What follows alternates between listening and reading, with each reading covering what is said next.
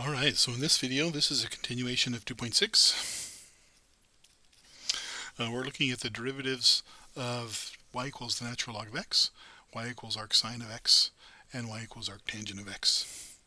Okay, and the way we're going to do these is by looking at their inverses. And so, for example, for y equals the natural log of x, I'm going to first write that as g of x is equal to the natural log of x. And then I'm going to rewrite that in terms of its exponential form. So the exponential form natural log is base e, right? So it would be e to the g of x equals x. E to the g of x equals x, right? These two expressions are equivalent to each other, right? And so now I can differentiate this with respect to x. This is a chain rule, and that's just going to be 1. So the derivative of this composition here is e to the g of x times g prime of x equals 1. Okay, so from here we get that g prime of x is equal to 1 over e to the g of x.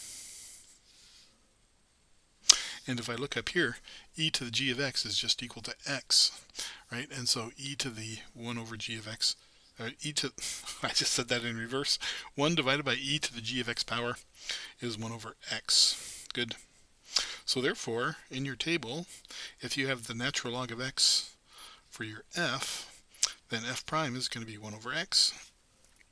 And as it turns out, if you have log base a of x, then the derivative is going to be 1 divided by x natural log of a. And be sure that the natural log of a here is in the denominator. Good. We won't show that, although it goes exactly the same, right? Here you would have a to the g of x equals x.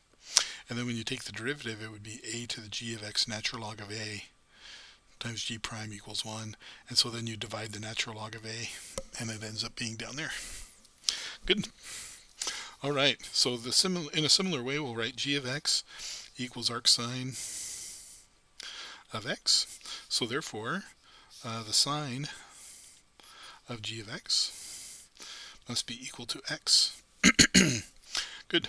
Now this actually looks like a triangle where the g is your angle. And so the sine is opposite over a hypotenuse, so I'm thinking of that as x over 1, so x over 1. And so by the Pythagorean theorem, the third side is 1 minus square root of 1 minus x squared. Okay?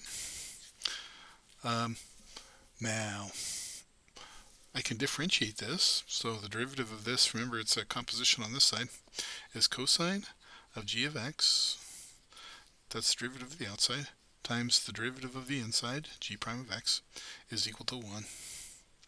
And now if I look over here to my picture, what is the cosine of g of x? The cosine of g is the square root of 1 minus x squared over 1, so I can put a square root of 1 minus x squared there, times our g prime of x equals 1. And so g prime of x then is 1 over the square root of 1 minus x squared. Good. And so now in my table, if I have either the inverse sine or arcsine, right, in either case, the derivative is 1 over the square root of 1 minus x squared.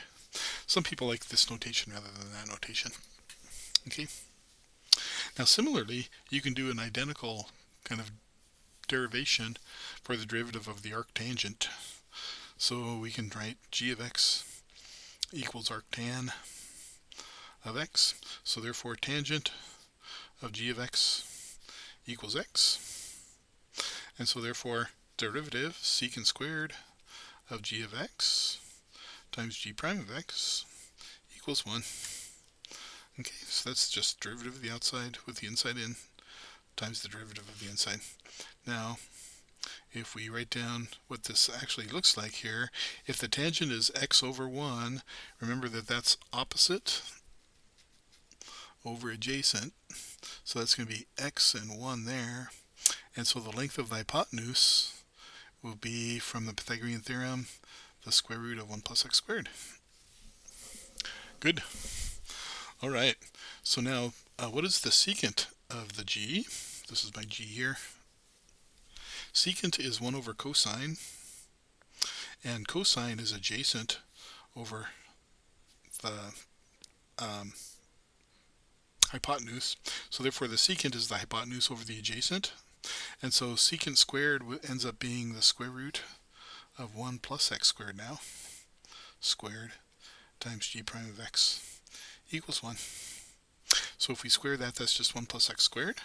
And so g prime of x becomes 1 over 1 plus x squared.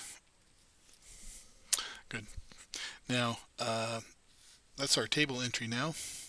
So now we have that if we were given the inverse tangent or the arctan of x. Oops, I keep messing up my paper here. It's the derivative is 1 over 1 plus x squared. So that's f prime. f prime. Good.